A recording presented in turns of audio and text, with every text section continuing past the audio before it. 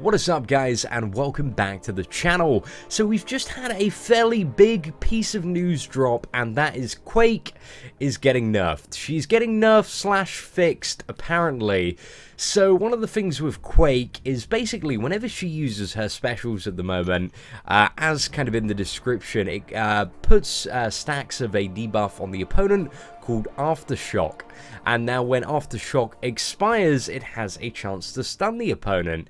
Now, Aftershock at the moment triggers whenever she uses one of her special attacks, but apparently it's only supposed to trigger when she successfully lands a special attack.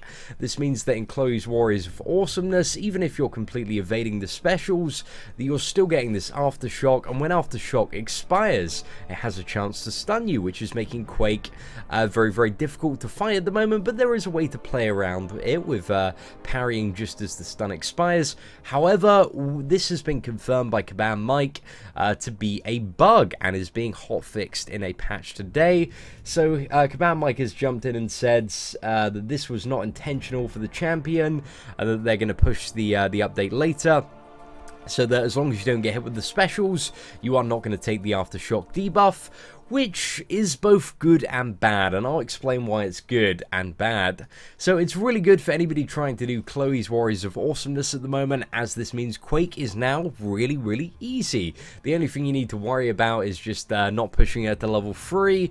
It's just a significantly easier fight now. You don't have to worry about kind of either timing those parries perfectly when your debuff is expiring, or, you know, being screwed over by a little bit of RNG on the stuns there. So it makes this champion so much easier to fight. So the only really kind of challenge, I guess, in Chloe's Warriors of Awesomeness now is the Spider-Man, and we'll be doing a couple of videos on how to effectively counter him, because after I did the video guide and stuff, I had so many people saying, you know, we still need to know how to fight Spider-Man.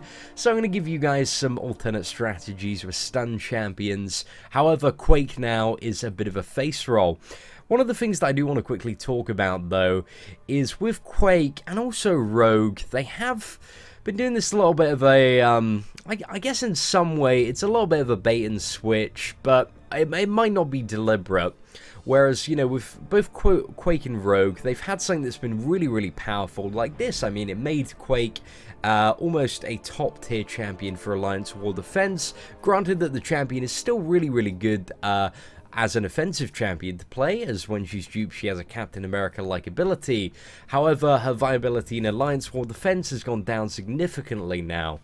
And a lot of people, you know, have spent money buying the Quake offer to, you know, get a chance at the champion, knowing that she was really overpowered from the Chloe's quest. And now that she has been nerfed by a considerable amount, it's just, I don't really know how I feel about it. And these kind of like issues with Quake that we've had here, they're not really like hard issues to find in quality assurance. Surely if you were fighting against a Quake, you would pretty quickly see that, you know, you're getting the stacks of what is it, the tectonic stacks, even when you're evading. Like, it's a pretty easy thing for even a very, very small quality assurance team to pick up on.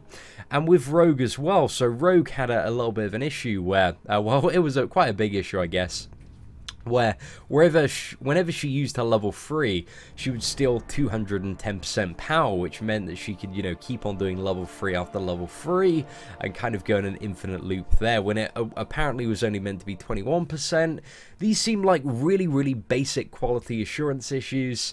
So Kabam, like, you really got to step up your game, to be honest, because like having 2 of these events happen in a row, it just really seems like you're kind of baiting and switching your player base, you know? The Rogue issue wasn't fixed until a few days after the Rogue crystals were live. Actually, I think it was Monday it was fixed. Yeah, Monday evening. And Rogue crystals have been on sale for like 4 days, and tons of people, including myself, had spent a lot of money on them. Granted, you know, that wasn't the only reason I wanted Rogue. But, you know, reducing the power level of a champion and taking stuff away from what's originally on offer, after you've spent the money to actually maybe get the champion just isn't really a cool thing to do. So kabam, step up your quality assurance game and let's not have any more of this BS happen. Anyway, ladies and gentlemen, what do you think about the changes and nerfs to Quake? Let me know in the comments below. I will add in the description of the video a link to the forum post with all the information for Kabam Mike. But for anyone that has not yet completed Chloe's Warriors of Awesomeness, it's going to be really easy now, if providing that you can fight Spider-Man. All of the bosses, yep, apart from Spider-Man, a pretty face roll. You know, we did a video guide on it a few days ago, so if you want to check that, go back on the channel and you can find a bit more of the information. Anyway, ladies and gentlemen, thank you so much for watching this video. If you liked it, feel free to leave a like. If you'd like to see more awesome Marvel Contest of Champions news, crystal openings, guides, and videos, feel free to subscribe to the channel. That'd be greatly appreciated. Apart from that, guys, take care, and I hope that you have an absolutely fantastic day.